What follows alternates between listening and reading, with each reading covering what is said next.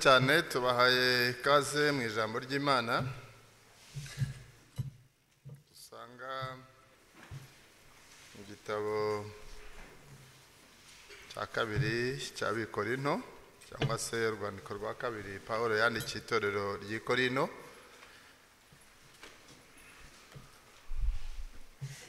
Urwandiko rwa kabiri Pawulo yandikiye itorero ry'Ikorinto ibice 4. Turasoma umurongo wa 16, ibice 4 umurongo wa 16. Tekereza ko mwahageze. Nicyo gituma tudacogora, kandi nubwo umuntu wacu w'inyuma asaza, umuntu wacu w'imbere ahora ahinduka mushya uko bukeye. Nicyo gituma tudacogora, kandi nubwo umuntu wacu w'inyuma asaza, umuntu wacu w'imbere ahora ahinduka mushya uko bukeye. Reka tujye mu itangiriro ibice 31, ni page 28. Abafite Bibiliya turasomaho imirongo ijya kuba myinshi, ko turahera ku murongo wa 22, ibice 31 by'itangiriro. Turasoma dere ku murongo wa 22 tugere ku murongo wa 37. Nasoma nitonze kuko kuhumva biraba bisa no kumva icyigisho cy'uyu munsi. Kwatega amatwi kuhumva birajya guhwana no kumva neza icyigisho cy'uyu munsi. Reka dusome. Ku munsi wa 3 babwira Labani yuko Yakobo yahunze. Ajyana na bene wabo aramukurikira, amugeraho iminsi 7. Asanga ari ku musozi w'i Gileyadi. Imana isanga Labani umwaramu mu nzozi nijoro, iramubwira iti wirinde, ntugire icyo ubwira Yakobo ari cyiza ari kibi. Labani afatira Yakobo. Yakobo yarabambye ihema rye ku musozi. Labani nawe bene wabo nabo bayabamba ku musozi w'i Gileyadi. Labani abaza Yakobo ati icyo wakoze icyo ni iki? Kunyiyiba ukajyana abakobwa banjye nk'abanyagano? Watewe n'iki guhunga rwihishwa ukanyiyiba? Ntumbwire ngo ngusezeresheho ibiganiro by'ibyishimo n'indirimbo n'ishako n'inanga. Ntunkundire gusoma abuzukuru banjye n'abakobwa banjye. Wakoze iby'ubupfu. Nabasha kugira icyo mbatwara, ariko Imana ya so yambwira ijoro iti wirinde, ntugire icyo ubwira Yakobo ari cyiza ari n'ikibi. None ubwo ugiye rwose kuko ukumbuye cyane inzu ya so, niki cyatumye wiba imana zanjye? Nakabazo.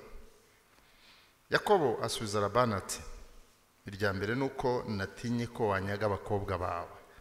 Irya kabiri, uri ubonana imana zawe ntazabeho imbere ya bene wacu.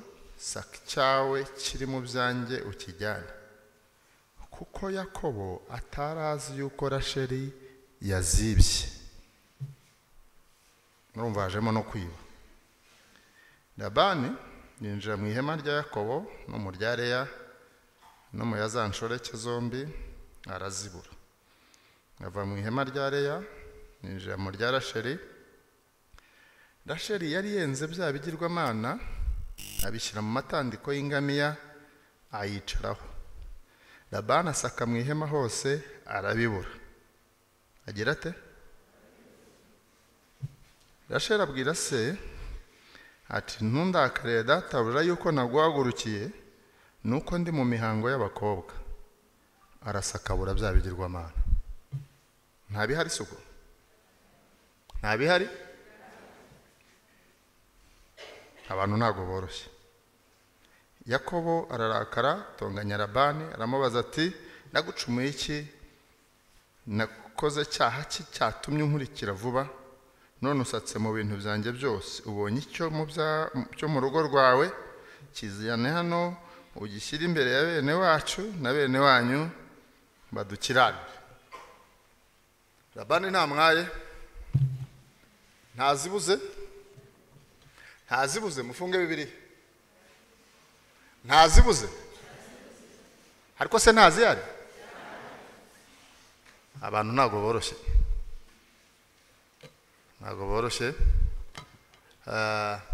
Nongeye kubaha ikaze mu bumbe Bibiliya tuganire. Murabizi dukoresha igihe gito kandi ndashaka ko tuganira ibintu bike ariko bikumvikana. Intego y'icyigisho cyacu y'uyu munsi iravuga ngo amakuru ki y'umuntu w'imbere. Amakuru ki y'umuntu w'imbere. Ntimundenganye mutagira ngo ndazimuye, ntawe nabonye uw'inyuma. Ntimundenganye, uw'inyuma namubonye, nanjye uw'inyuma mwamubonye, n'ukundi ntacyo nabakinze, ariko namwe uw'imbere wanjye ntawe mwabonye. Mushaka nanjye mumbaze ngo amakuru ye y'umuntu wanjye w'imbere. Ntawe nabonye, ariko uw'inyuma murasa neza, ntako Imana itagize, nanjye murabona ko ntako itagize. Ariko uw'imbere ntawe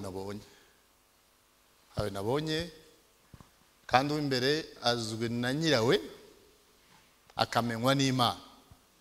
Nta muntu wamenye uw'imbere. Ntundenganye n'umudamu mwararanye, ntago uw'imbere wamumenye. Ntundenganye n'umugabo mwaraye mu buriri bumwe, ntago uw'imbere wamubonye. Ntundenganye natwe ko twicaye ku ruhimbi hano na mushumba ntiyatubonye, ari Imana yaye kuba dushumbye muri iyi minsi. Mushumba se uw'imbere wamubonye? Ntawe wabona rwose, cyokora wabonye uw'inyuma. Ariko niyo mpamvu nifuje ngo iri jambo tugire tuvanemo intego ibaza ngo amakuru ki y'umuntu w'imbere. Umuntu w'imbere, impamvu namubajije nuko niwe muntu ukomeye cyane, niwe udutera guhirimbana, niwe utuma tutaryama, niwe utuma tuza muri repetition, niwe utuma tuba mu nzu y'Imana, niwe utuma twarakijijwe. No kugira ngo turwane kuri uyu muntu w'imbere, kuko uyu niwe wenyine uzabona Imana. Uyu afite igihe gito, uyu nguyu ibye bizarangira, yewe hari n'igihe Imana yamurinze yaragiye kurangira. Jewe wanjye rwose numva Imana yaramuhaye iminsi y'inyongezo. Uwanjye w'inyuma, buriya utaratangira kugenda upfa amapiyese ugira ngo ntabwo uzapfa. Ye murabona ko natangiye kugenda mpfaho, tangiye kugenda mpfa mu byiciro. Ubu rero yandinze ngo mbe ndiho uyu munsi, hari yizambira ngo sanga aho ukuboko kwagiye. Burya nyandeba abantu bigira bahatari nkabareba, nkavuga niba waruzi ko utunze umubiri uzapfa. Uyu muntu w'inyuma afite agahe gato, ariko uyu muntu w'imbere niwe uzabona Imana. Uyu muntu w'imbere niwe uzabona Imana. Niyo mpamvu nagize ngo tumuganire. Uyu muntu utagaragara, uyu muntu abantu batabona, uwo nguzi. Kuko umuntu w'inyuma ararwara tukajya kwa muganga. Umuntu w'inyuma arasonza. N'ubu ngubu abantu bazindutse, bamwe nibanyoye ka cyayi, turi mu masengesho ariko niyo tutayarimo ujya kubona ukabona umuntu w'inyuma atangiye gutaka, utinzije ibihe bagusiga. Kandi si uko ari abapagani, nuko umuntu w'inyuma yashonje, w'inyuma yashonje. Ariko rimwe na rimwe umuntu w'inyuma arasonza, uw'imbere arasonza tugafatiraho. Uw'inyuma arasonza tukaba twamara n'icyumweru atararya. Iyaba uw'imbere yasonzaga bikamenyekana, abantu benshi baba barimo serumu. Ariko kuko asonza iyo ashonje ntitwananirwa kuririmba, iyo ashonje ntitwananirwa kubwiriza. Niyo mpamvu rimwe na rimwe bitanamenyekana, ariko Imana idufashe. Haleluya. Umuntu umwe yigeze guhura n'umuntu aramusuhuza, bari barigeze kugirana ibihe byo gusenga, noneho baraburana. Bahuye ahura n'umuntu ariko w'umunyamwuka, aramusuhuza aramuvuga turahoruna. Ndaturaho. Ati sura amahoro? Ndati ndamahoro. Aturabyibushye. Ndabibona rwose byagenze neza. ariko se ubyibushye yari yarataye ibihe byo gusenga. Simvuze ko kubyibuha ari bibi, ariko yari yaragize akaga. Habyibuha umuntu w'inyuma ariko w'imbere arananuka. Amusuhuje yumva ahinguranije ubugingo bwe, amwinjiyemo imbere, aramubwira ati ni ukuri kw'Imana, nubwo mbyibushye ariko ndabyibushye inyuma, ariko imbere mfite ibibazo. Niyo mpamvu uyu muntu w'imbere dukwiye kugira agahe. Imana ishimwe ko yashyizeho ibihe byo kugaburira umuntu w'imbere. Mureke twongere tugaburire umuntu w'imbere. Haleluya. Uko tubyibushye inyuma, Imana yakoze ibitangaza, ariko n'umuntu w'imbere yongera abyibushye. Impamvu rero nababarije ngo amakuru cy'umuntu w'imbere, icyo gisubizo nimukime nawe ukisubize. Ntago mu by'ukuri ari ngewe wayobeye umuntu w'imbere. Dukurikije icyigisho cyangwa se ijambo dusomye, usanga na Yakobo atarigeze amenya umuntu w'imbere wa Rasheli. Rasheli umugore we baragendana.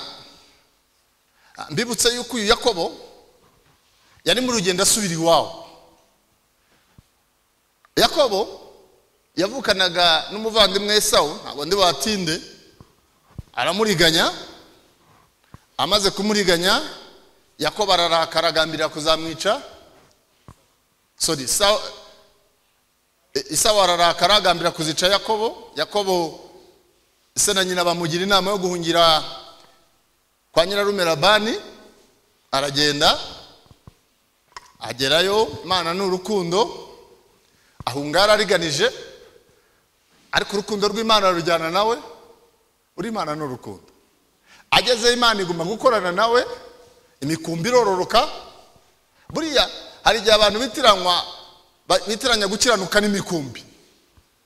Rimwe na rimwe imikumbi yakororoka, wareba umuntu umukumbi warororotse ukavuga ngo Imana yamugiriye neza.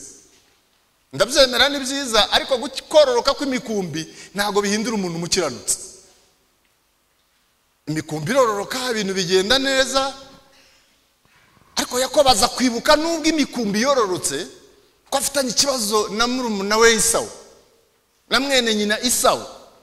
Yibuka ko hari ikibazo kiri kumurega, yumva ko hari urusaku ruri gusakuza ahantu. Dufite abantu ahemuka icyangugu akarira igaburo mu Gatenga. Dufite abantu yambura mu Gatenga akarira igaburo Nyarugenge. Hari umuntu umwe nibuka twigeze kuba tubana, araza yigira umusore kandi yarasize umugore mu ntara. Ararambagiza, aratereta, aza kugira akaga. Bagiye mu rukiko, umugore araseruka. Bariho babaza bati, muremera ko uyu muntu tumusezeranya? Ati, ninde utabyemera? Umugore amanika ukuboko, n'urubyaro yaruzanye.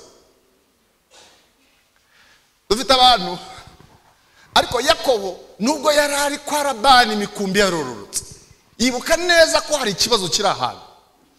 Bibiliya ivuga ngo nujya gutura ituru ukibuka ko ufitanye ikibazo na mwene so, parika, banza uje gukemura ikibazo, uganire na mwene so. Ariko dufite mu abantu ahemuka agafatira akagumya agakora umurimo.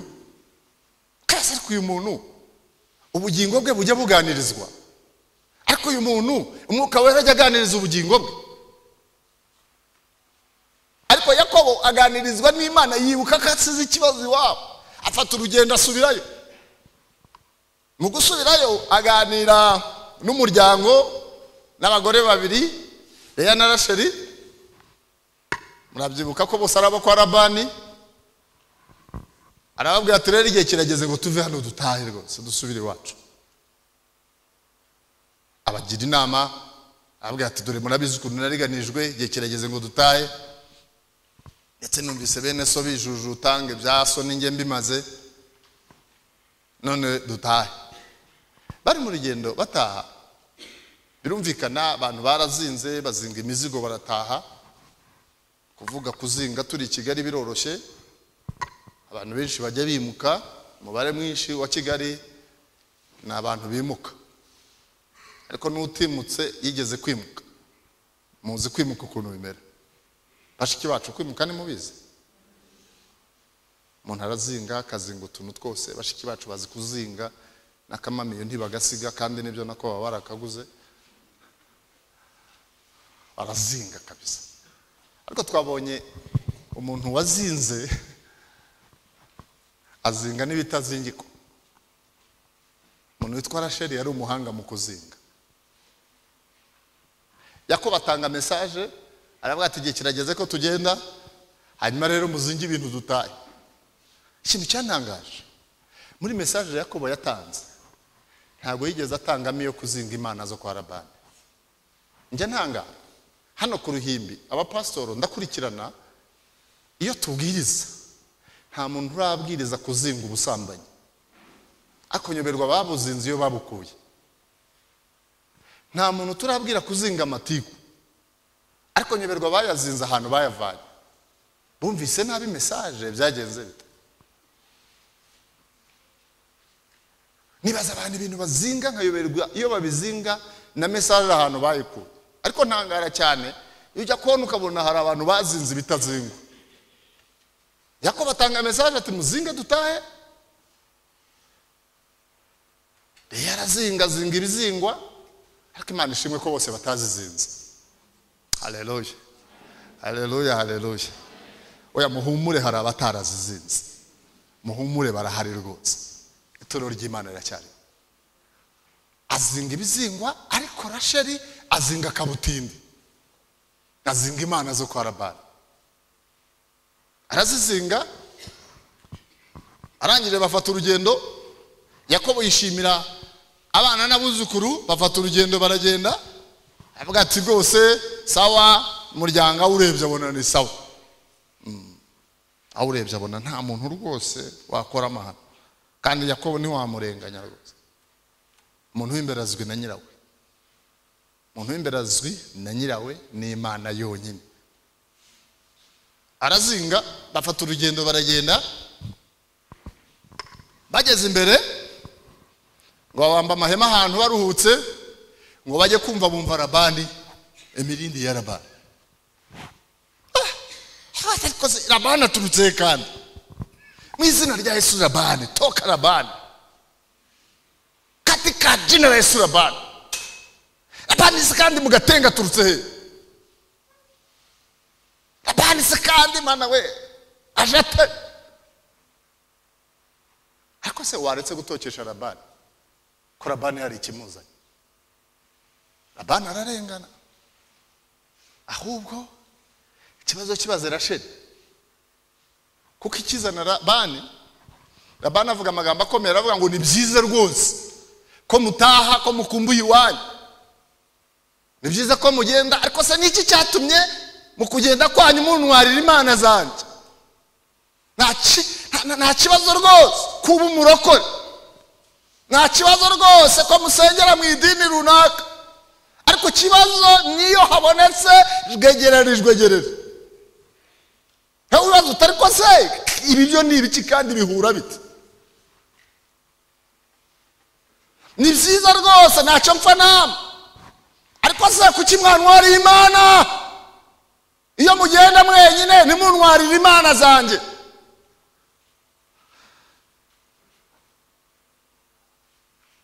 Yakobo arirenga ararahira, aravuga ngo ni ukuri nta wazitwaye. Mushumba Yakobo arirahira ati nta wigeze azitwara, kandi koko warahira. Arirahira, ararenga ararahira, acyaha Labani.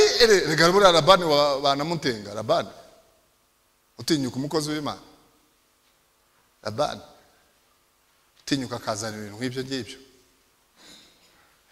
banamuhagarika. Labani buriya nawe yazanye ibibazo. Yakobo ararenga ararahira, aravuga ngo ni ukuri nta muntu wigeze azitwara.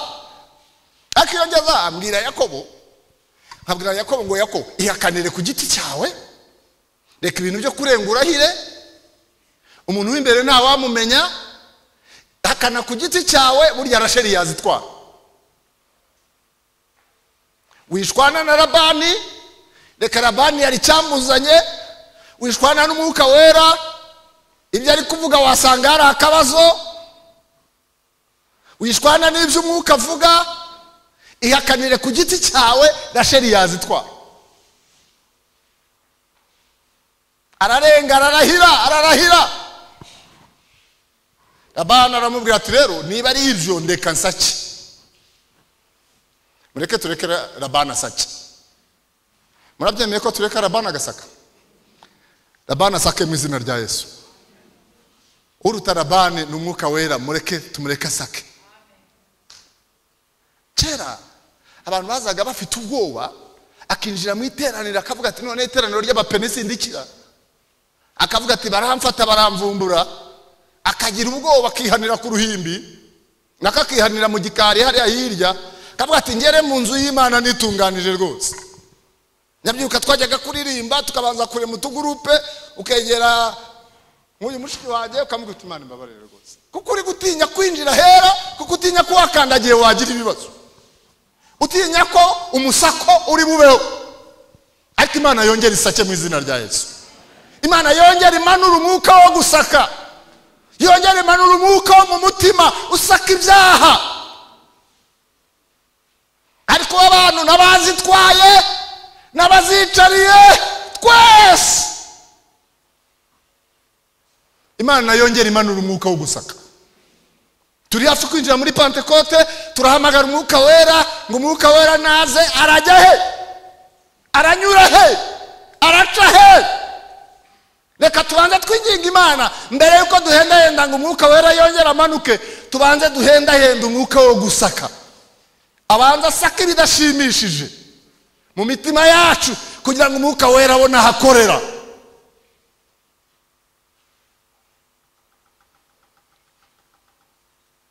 Byaba biteye agahinda. Njambabara nibaza ibyo gutaha ku itorero, ibuka imirimo twakoze, ariko ngatangazwa igihe Kristo azatunguka ku bicahamagara itorero. Nkababazwa ko rwose kumwumva kuzaba guke, kandi rwose ubwo azahagarara ku bicu ntuzamubwira ngo nsengera mu Gatenga, ahubwo azahamagara amazina y'abera.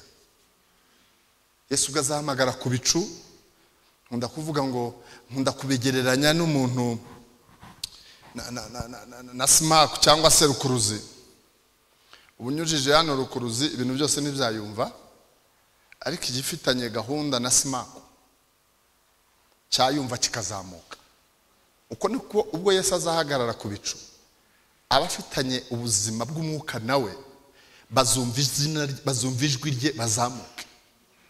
Ariko ubwo azahamagara, ntugire ngo abantu bazamwumva kuko basengera ahantu, ahubwo bazamwumva kuko hari connection bafitanye na Yesu.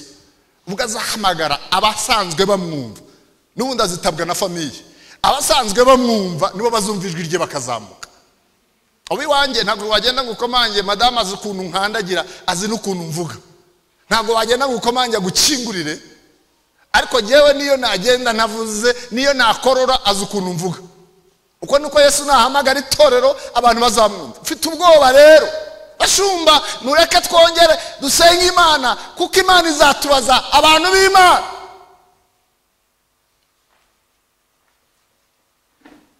Abantu b'Imana ubu ngo abantu baraba ariko usanga inyigisho zarababoye abantu ukagira ngo barahiye. Ninde muntu uzikotse ibigori?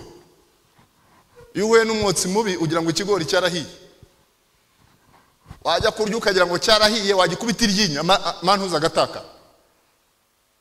Mureke Imana yongere ikore ku bugingo bwacu, kuko nibwo buzabona Imana. Ariko usanga twarababuye umuntu w'inyuma ukagira ngo byaratunganye, ariko imbere ni mubisi. Imbere ni mubisi. Yakobo ajimaka arashwana, ariko Labani baramureka tangira gusaka.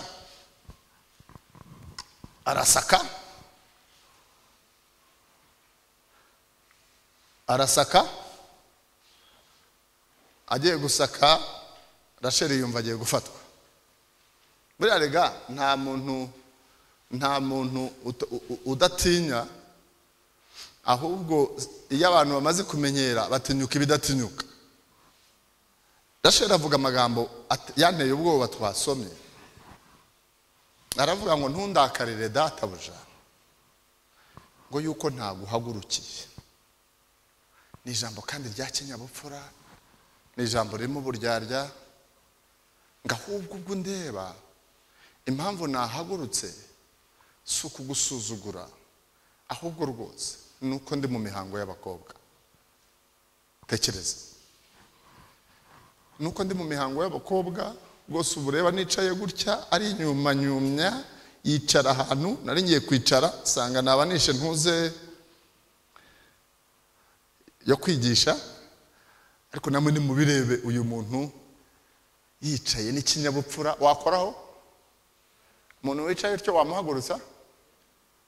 Ariko hari izahagurutsa abantu ibyo bicayeho.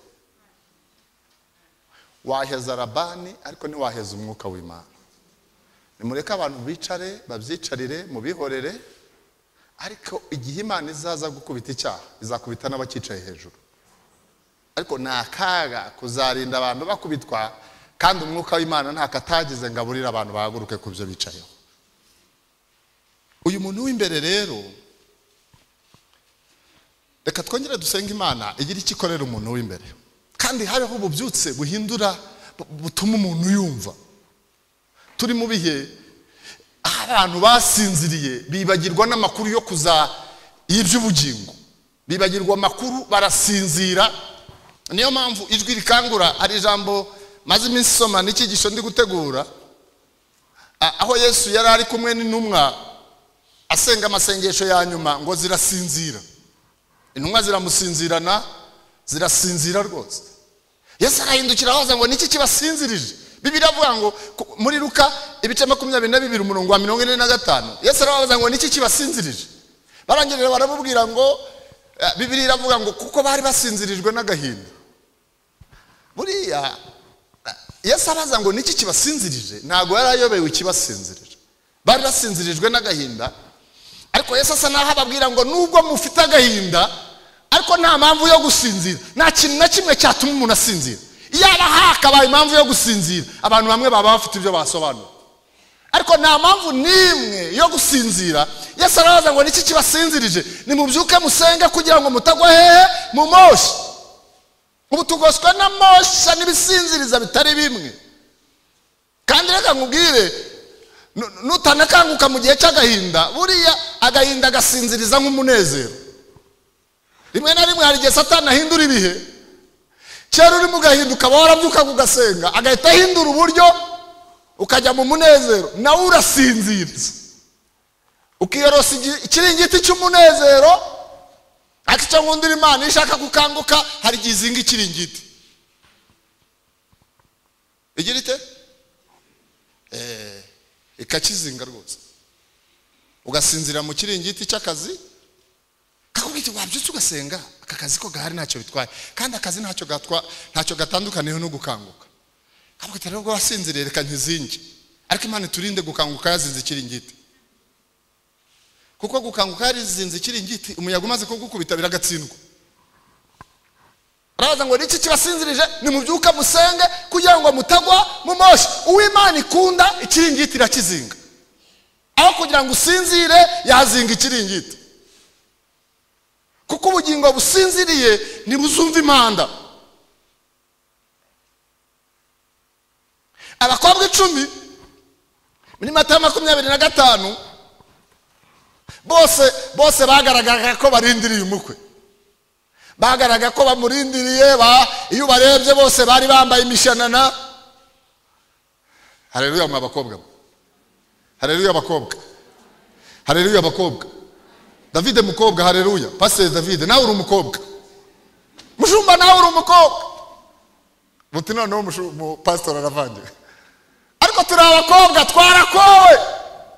Itorero ni irikobwa. Itorero niyo baryandika muri femine, ni irikobwa ryarakowe.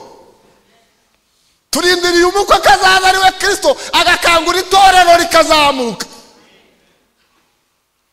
Ariko umuntu w'imbere yaronzwe, abantu barasinzira. Ariko nubwo dusinziriye, hari ijwi ribaza ngo niki kibasinzirije? Nimubyuke musenge kugira ngo mutagwa mu mosha. Covid yadusinziriza, covid yatubera ikiringiti, hari impamvu z'agahinda zisinzirije abantu, ariko hari ijwi rihamagara iryakanguye intumwa, n'uyu munsi niryo rikangura itorero ngo nimubyuke musenge kugira ngo mutagwa mu moshya. Abakobwa 10 barasinzira, ariko ndagira ngo gutangariza inkuru nziza. Haleluya, haleluya. Ndagira ngo gutangariza inkuru nziza, nubwo 10 barasinziriye ariko harimo 5 batigeze basinzira. Ndakwifuriza kuba muri 5. Hari 5 umwuka we atazemera ko basinzira, aho kugira ngo basinzire yabazingira ikiringiti. Hari 5 umwuka we atazemera ko basinzira, bajya gusinzira akabakangura. 5 bamenye ubwenge, baravuga ngo ni byiza turi mu iterambere, ariko amakuru cy'amavuta. Ni byiza turi mu iterambere, ariko agatara kanje kameze gate. Mwese bamwe ndabona hari abajya kungana nanjye, mwese turakibuka amakuru yo mu cyaro, kandi nayo amashanyarazi aje nona. Nibi mubona bije nona, muri bukudutadoba two mu cyaro, abantu bakibuka bagere batya karagatadoba agatadoba. Hari igihe wakubitagamo urutambi, mwakibutse, ugasaba amavuta kwa John, mushyitsi yagutungura ukamusaba amavuta ukanagamo, ariko kagira kaga gatinda. Burya rero tutinze amenya amakuru y'amavuta yawe. Hari igihe wirwanaho umushyitsi agatinda. Uri hari abantu urebera kure ukagira ngo bagira amavuta, ariko wamwegera nibwo umenya ko ari mu nda y'itara. Uko atinda ukirwanaho ukakajegeza, umushyitsi akanga gutaha, ukamubwira ariko se ko bwije, ukivugisha ko bwije akanga agatinda. Uko atinda urutambi rukanuka, ati agatara rero katarimo amavuta kanuka kubi. Karageze unguriza imbere y'abantu bakavuga bati ukirwana ngo ureko wahava, ariko amavuta yarashize. Ako se ubundi karinda kanuka wagiye mu bahanjuzi, karinda kanuka wagiye kuri sitasiyo. Haleluya. Gatenga waje ko hari sitasiyo, Imana ishimwe ko hari sitasiyo. Haleluya. Korari haleluya. Mureke tujye kuri sitasiyo, nta mpamvu yo kugira ngo amavuta arinda arangira. Ngakobwa abanyabwenge barajegeza bumva aratangiye gushira. Umunyabwenge ni umenya amavuta ye. Nibirata amavuta y'uyu munsi, aho gukibuka amavuta yawe ya kera. Ukagira igihe cyo gukora evaluation, ukavuga utarika amavuta yanjye ngihamagarwa yari ameza ate. Ukagira akanya ko kongera kujegeza itabaza ryawe. Mureke twongere muri ibi bihe by'iminsi 10 twahawe byo gusenga, abantu bongere bace bugufi imbere y'Imana, bajegeze udutabaza twabo, bumva aho amavuta ageze. Kandi nunasanga yarashize, reka nkubwire, igitangaza si uko amavuta ashira, ahubwo akaga ni ukutamenya ko yashize. Ingorane si uko amavuta ashira, kuko turi mu bihe bimara amavuta. Turi mu bihe bimara amavuta, ntuzanyirareho na Yesu yigeze kumushirana. Na Yesu nyira amavuta yahagaze imbere y'iteraniro aravuga ngo sinzi umuntu nkwazeho. Aradekarara mu iteraniro rigari nk'iri, aravuga ngo sinzi umuntu nkwazeho. Nibaza ari ngiye mbahagaze imbere yanyu nkababwira ngo ncitse intege, mwavuga muti si umupasitoro baduhaye, ni umunyamubiri, umuntu ucika intege. Ariko se niba Yesu Kristo yaracitse intege, ngewe umwana w'umuntu nabura ne gucika intege. Ariko gukorwaho si kibazo, dukorwaho n'isi, dukorwaho n'ibitugora, rimwe na rimwe bikatumarira amavuta. Ingorane suka amavuta ashira, ahubwo akaga nuko utamenya ko yashize. Iyo wamenye ko amavuta yashize, hari ibyiringiro byo kujya mu bahanjuzi. Amakuru cy'amavuta ya, amakuru cy'umuntu wawe w'imbere, aho niyumye amavuta niyamushiranye.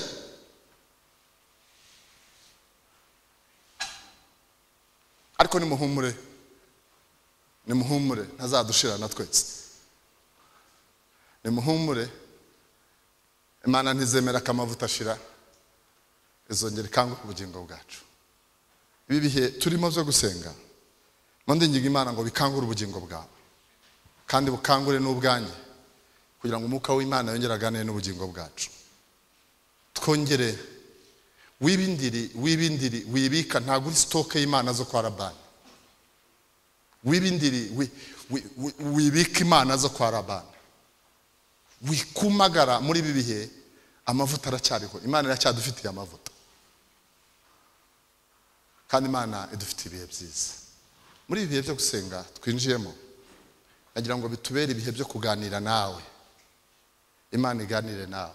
Imana ivugane nawe. Wongere usobanura umuntu wawe imbere uko ameze. Ese uko ubyibushye niko n'imbere habyibushye. Ese ubugingo bwawe bumeze bute? Kandi nusanga bwarananutse, nusanga bwararwaye, ujye kwa muganga uhenda Imana igira ikikorera ubugingo bwawe. Nicyo mbifuriza mu izina rya Yesu. Reka dusenge Imana. Nibwira ko hagize umwanya wo kundeba, ariko ndagira ngo urebe ubugingo bwawe. Ndagira ngo ufunge Bibiliya zawe, use n'unama uganire n'ubugingo bwawe agahe gatoya. Ndagira ngo uce bugufi imbere yawe. Naguhaye umwanya turarebana, ariko nagira ngo wirebe use n'unama gato, wirebe uganire n'ubugingo bwawe. Amakuru cy'umuntu wawe imbere. Ese nta bimeze nk'ibyo Rasheli yari wicariye. Ntabyo umwuka ahora avuga ku bugingo bwawe. Nta bintu umwuka ari gusakuza ngo wahagurutse hejuru y'ibyo bintu. Pastor ntabizi ndabyemera. Yaba abadiyakoni wabaheza nk'uko Labani nk'uko Yakobo yahejeje Labani na Rasheli. Ariko umwuka wera ntiwamuhisha. Hari ibintu ari gutungaho urutoki mu bugingo bwawe. Nagira ngo ubihagurukeho. Ubwire Yesu ngo hari ibintu maze igihe nicariye. Ariko Yesu murengeze ubugingo bwanjye. Fasha umwanzuro wo guhaguruka kuri ibi bintu. Ndashaka guhaguruka imbere yawe ngo ngirire neza. Nagira ngo nkubaze wapungukiwe bingana iki? Amavuta yawe ameze ate? Ubwo Yesu ngo Yesu Covid yarankamuye, amavuta yarashize. Agatara kanjye karazimye nubwo ngenda n'urutambi. Ariko hari ikintu nshaka kwereka Imana muri uyu mwanya. Ndashaka guhaguruka imbere y'Imana ngo impe imbaraga. Nagira ngo uko wumva umwuka wera yaganije ubugingo bwawe, uhaguruke dusengane Imana. Uhaguruka dusengane Imana. Haguruka imbere y'Imana, ntuhagurutse imbere yanjye. Haguruka imbere ya Kristo umubwire ngo Kristo, muri ibi bihe byiza twinjiyemo byo gusenga, muri ibi bihe twitegura kwakira umwuka wera, ntago yakwinjirira aha hantu ntiyaza. Mfite inyota, ariko hari ibibereye inzitizi, hari ibibereye imbogamizi bitatuma umwuka wera yinjira muri njyewe. Nagira ngo uhaguruke imbere y'Imana, duhendahende Imana dusenga. Hari cyari ibyiringiro humura. Hari icyo Imana yakora ku bugingo bwawe. Haguruka dusengane Imana. Tujye gusenga ugira isoni. Aba ni bato, ariko hari Imana ikureba kandi hari Imana ikuzi. Iyi kubwira ngo haguruka niyo ukwiye kumvira ugahaguruka. Haguruka nubwo ari ijwi ryanjye, ariko ryumve nk'irya Kristo riri kukubwira ngo haguruka kuri ibyo bintu. Haguruka dusengane Imana, twinginga Imana. Imana igira icyo ikora ku bugingo bwawe. Wikinisha Imana zo kwa Labani. Wigumya wenda nabivuze mu ijambo rikomeye, uravuga ngo nimpaguruka barabona ko hari ibintu nicariye, ariko wikwicarira ibyaha, wikicarira wibika mu bugingo bwawe ibyaha. Bikamo umwuka wera, bikamo ubuntu bw'Imana. Imana ikugirire neza. Tugiye gusenga, ariko ndagira ngo nsaba umuntu utarakira Kristo umwami n'umukiza, utarakizwa, warambura ikiganza by'umwihariko. Shaka kuvuga ngo nanjye uyu munsi ndamaramaje, ndashaka kwakira Yesu, ndashaka gutaha mpindutse mushya, ndashaka gutangira gukorera Imana, warambura ikiganza by'umwihariko tumusengere. Uwo muntu rwose ni umuntu w'agaciro muri iri teraniro, turamurindiriye. Umuntu warambura ikiganza akavuga ngo ndashaka kwakira Yesu Kristo umwami n'umukiza wanjye, arambura ikiganza tumusengere. Rambura ikiganza, urakoze cyane. Rambura ikiganza rwose. Imana yabahe umugisha cyane. Mwebwe by'umwihariko turabakunda cyane. Ni mwebwe abakorari baririmbiye, ni mutera agatambwe mwebwe mwarambuye ibiganza. Muze rwose. Mushaka kwakira Yesu Kristo umwami n'umukiza, muze murabe igiciro muri iri teraniro. Mushumba, abapastor, abakozi b'Imana, mwigire hano mubakirane neza. Aya mashyi vugijwe n'ayanyu, mutera agatambwe muze rwose. Muze turabakunda. Satani nabaheza aho ngaho. Nababwira ngo nimuhaguruka baravuga ngo iki? Oya, mugize neza, mucitse urupfu, muje kwakira ubuzima. Nimuze mwakire kubaho, nimuze mwakire ihumure, nimuze mwakire ubuzima. Wiguma muri ubwo buzima, ubuzima bw'icyaha n'urupfu, ubuzima bw'icyaha n'ukurimbuka, ariko kwakira Kristo ni ukwakira ubuzima. Ngwino wakire kubaho, ngwino wakire ihumure, ngwino wakire amahoro, ngwino wakire imbabazi, ngwino wakire. Uwo niyigumira aho ngaho, niba bimugoye turamusengerera aho ngaho. Yakire kwizera uwo nguwo ufite imbago, niba bimugoye turamusengerera aho ngaho. Haguruka aho ngaho uri, turagusengera aho ngaho. Tugiye gusenga Imana, kandi rwose mucitse ikigoyi, mucitse uyu mwanzuro mumfate mufashe. Hari igihe abantu baza bagapfukama hano ariko bataha bagasubira mu byo barimo, ariko ndakwingingiye ufate umwanzuro. Mushumba agiye gusenga, agiye kubingingira Imana, ariko igihe ari gusenga nawe ufate umwanzuro uvuge ngo sinzongera. Utahe uhamye Kristo, uvuge Kristo, wamamaze Kristo, winjire mu buzima butsinda, ubuzima bushya. Yesu agumugisha. Ndagira ngo dusengere aba bantu teye intambwe, ariko dushaka no kwinginga Imana abari muri literaniro tugafata umwanya twese wo guca bugufi imbere y'Imana kugira ngo twezwe. Ongera uzunguze urebe nimba koko amavuta ataragushiranye, ongera urebe neza ko nta bintu waba wicariye by'ibigirwamana byo kwa Labani muri iyi minsi waba wicayeho. Ntago abantu babimenye, ariko uyu munsi umenya amakuru yuko Imana iri kwitegereza ibyo bintu bundarayeho, ariko twakwinginga Imana ikongera kutweza. Wemeye guhaguruka kuri ibyo bintu ukabwira Imana ngo Mana mbabarira, wababarirwa ugatahana imbabazi, ukabona ukuntu usenga byibuze bikagera ku Mana kandi Imana ikakwishimira. Ndagira ngo nk'itorero duhaguruke, umuntu wese muhane rwe yingingire, twese duhagurutse, umuntu wese yingingire. Niyumva yobowe kugira ibindi byifuzo yasengera, ariko je ndumva nifuza ko dusengera icyifuzo cyo kwezwa kubahagurutse twese nk'itorero.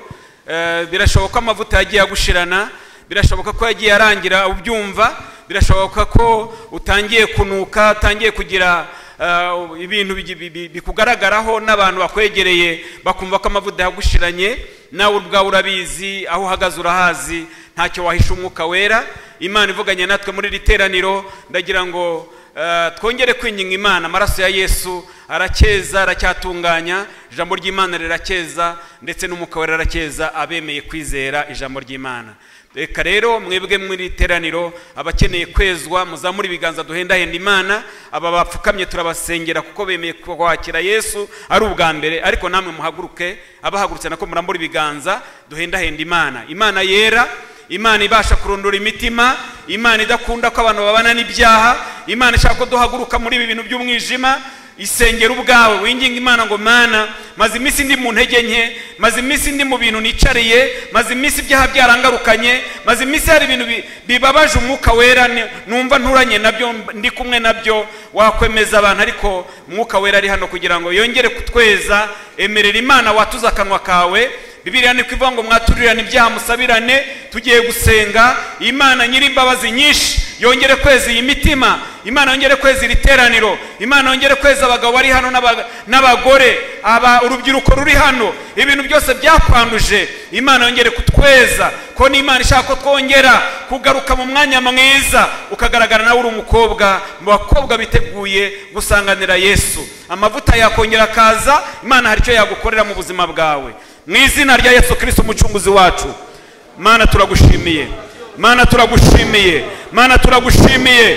Tugushimira ijambo rimanukiye muri literaniro, tugushimiye imvugo yawe, tugushimiye imbaraga zawe, tugushimiye ku ijambo ryawe n'imbuto itabora. Turagushimiye bw'aya magambo Bibiliya yatubwiye ngo nubwo umuntu wacu w'inyuma yasaza, ngo ariko uw'imbere yaba mushya. Dukeneye kongera kuba bashya mu izina rya Yesu. Ibyo ntago byashoboka, ntago byashoboka umuntu atemeye kwinjira ngo yibire mu maraso ya Yesu. Ntago byashoboka umuntu atemeye kwizera, ntago byashoboka umuntu atemeye kwihana, ntago byashoboka umuntu atemeye guca bugufi, ntago byashoboka Mana, ntago byashoboka. Iyo umuntu atemeye kwizera Yesu ntago gukizwa bishoboka. Iyo umuntu atemeye kuva mu byaha ntago mwami kujya mu ijuru ntago byashoboka. Dusengeye abana bawe aba bateye intambwe yo kwihana, ari ubwa mbere babaye mu byaha, ariko turabasengeye reka iminyururu yari iboshye imitima uyu mwanya icagagurike, bemeye kukwakira iyi ntambwe bateye mwami. Bazi imbere yawe mu izina rya Yesu, bakureho urubanza rwo kurimbuka no gucirwaho iteka. Bahindura ishyanga, bahindura abana mu rugo, bandike mu gitabo cy'ubugingo. Hindura ingeso zabo, mwuka wera murike imitima yabo mwami, wongere uyitunganye mu izina rya Yesu. Yende bamaze igihe kirekire batera intambwe bakihana, ariko itariki ya none babera itariki nshya. Mwongere mwami bahure nawe uyu munsi, iyi tariki ntizibagirane, bakizwe bahinduke mu izina rya Yesu, bakira Yesu mu mitima yabo mu izina rya Yesu. Turagushimiye kugihamagara abantu kugira ngo uzabaraga ubwami. N'iri teraniro turarisengeye, reka amaraso ya Yesu yuhagire iri teraniro, ibyo abantu bicayeho bagize icyifuzo kugira ngo ngere kubeza. Uri Imana yeza, uri Imana ihumanura, uri Imana ikuraho, uri Imana ihindura ubuzima bw'abantu, abantu bagahinduka bashya mu izina rya Yesu. Abantu bitwararitse umuntu w'inyuma, abantu bitwararitse umuntu ugaragara inyuma, ariko urashaka guhindura abantu mu mwami mu mitima. Urashaka abantu bahinduka, urashaka abantu bakizwa, urashaka abantu bagirwa, urashaka abantu bezwa, urashaka utweza. Ezi iri teraniro, ezi uyu muja wawe umaze igihe kirekire ari mu ntege nke, ezi uyu mugaragu wawe umaze igihe kirekire ari kure, ezi uyu mukobwa umaze igihe kirekire ari kure, ezi uyu musore, ezi teraniro, ezi abakozi bawe, ezi abanyamasengesho mu izina rya Yesu, ezi torero mwami, twongere kwezwa nawe. Turagushimiye amaraso ya Yesu yongere kweza iri teraniro. Twakira imbabazi, byemezo dufate nuko twava hejuru y'ibigirwamana, abantu bagagenda n'ubuhamya bwiza, kuko ibyo abantu bavuga bitandukanye n'ibiri mu mitima, ariko imitima yacu yikeshe, wongere kuyitunganya. Dukeneye kwezwa twese kugira ngo tuzaraga ubwami. Tugushimiye ko amakuru meza tuyumvise, buri wese n'umugirire neza mu ruhande rwe. Twese duciye bugufi tugushima, tubisabye mu izina rya Yesu umucunguzi wacu, amen. Amashyi menshi. Turasaba bano bari hano batera intambwe, bakurikire mwarimu. Mukurikire mwarimu Sipiriyane, uriya mugabo abagira inama iminota mike. Nanyaruke ajya imbere, hanyuma abafashe abagira inama.